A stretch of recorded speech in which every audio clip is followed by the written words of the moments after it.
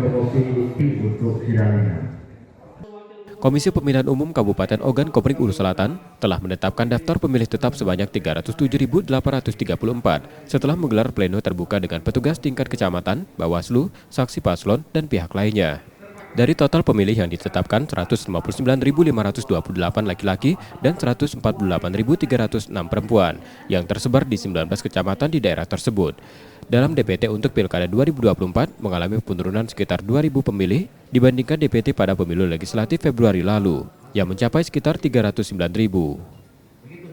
Dalam jumlah DPT kita pada pemilihan serentak 2024 ini mengalami penurunan daripada DPT pemilu tahun 2024. Pemilu 2024 kemarin berjumlah 309.699, sedangkan DPT pada pemilihan serentak 2024 ini berjumlah 307.834. Setelah penetapan di kabupaten, kita akan melaksanakan rapat pleno terbuka di tingkat provinsi, yaitu pada tanggal 22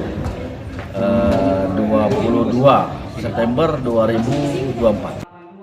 Setelah pleno DPT tingkat kabupaten, KPU Oku Selatan akan melanjutkan tahapan selanjutnya untuk pleno hasil DPT di tingkat provinsi, termasuk untuk pemilihan gubernur. Setia Budi, Kompas TV, Ogan Komering Ulu Selatan, Sumatera Selatan.